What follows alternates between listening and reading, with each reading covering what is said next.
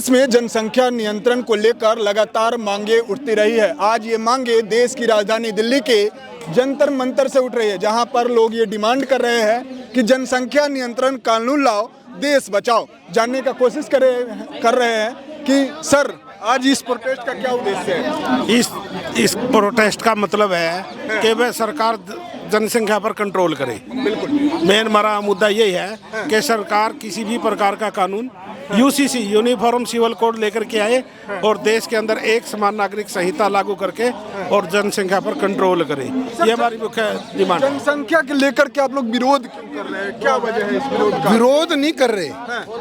आज देश के आपको पता है आंकड़े जनसंख्या के बढ़ते जा रहे हैं। जब तक जनसंख्या नियंत्रण कानून नहीं होगा, भारत के अंदर ये कानून नहीं आएगा, तो जो जनसंख्या का इम्बैलेंस हो रहा है, जनसंख्या की विभिन्नता बढ़ रही है, तो इस जनसंख्या को कंट्रोल करने के लिए बिल तो लाना पड़ेगा।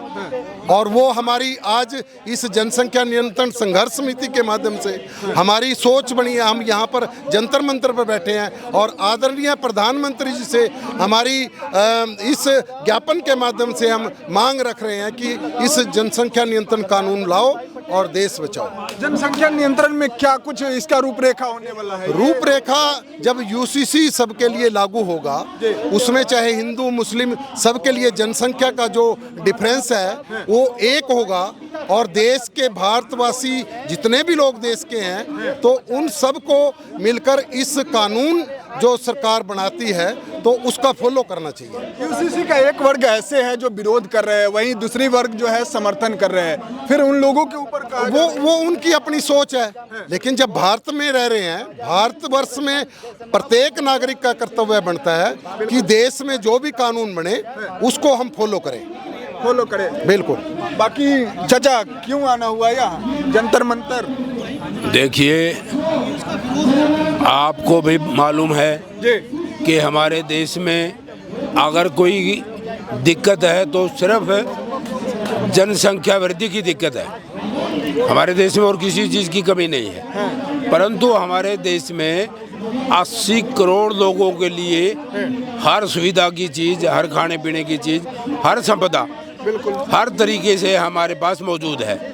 जो ये 80 करोड़ लोग और हैं जिनको सरकार खाद्य सामग्री देती है, बच्चों को वर्दी देती है, मकान देती है, पढ़ाई का खर्च देती है, वजीफा देती है। देखिए 80 करोड़, अब बाकी बच गए 50 करोड़।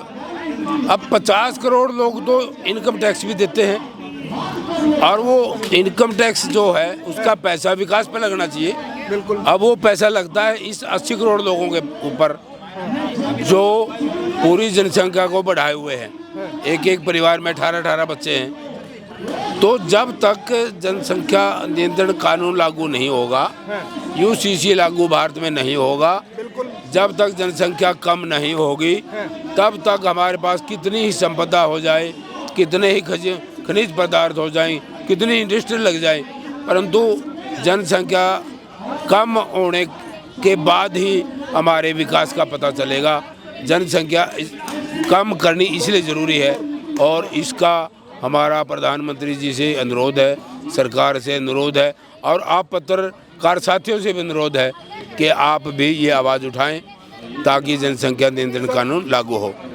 सर, और भी जितने भी भारत के नागरिक हैं उनको इसके लेकर के आवाज़ उठाना चाहिए या क्या करना चाहिए? इस जनसंख्या नियंत्रण संघर्ष समिति ने हरियाणा से एक आवाज़ उठाई और सभी संगठनों को हम आज यहाँ से आह्वान करते हैं कि इस भारत के प्रत्येक नागरिक का कर्तव्य बनता है कि हम इस संगठन के साथ खड़े हों और देश की जनसंख्या नियंत्रण कानून में साथ दें। सरकार की तरफ से कैसे सहयोग मिल रही है? सरकार की तरफ से आज हमने यहाँ अपना जंतर मंतर पर धरना दिया और उम्मीद करेंगे कि हमारे माननीय प्रधानमंत्री जी इस पे जरूर संज्ञान लेंगे और इस कानून को जल्दी बनेगा, जिससे पूरे देश के लिए एक कानून होगा और एक देश एक कानून।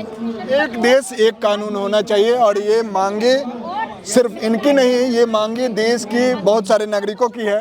बाकी आप लोग इस वीडियो के बारे में क्या कुछ सोचते हैं नीचे कमेंट में इंतजार करेंगे। मिलते किसी खास खबरों के साथ, तब तक ले दीजिए इजाजत। जय हिंद, जय भारत, वंदे मातरम।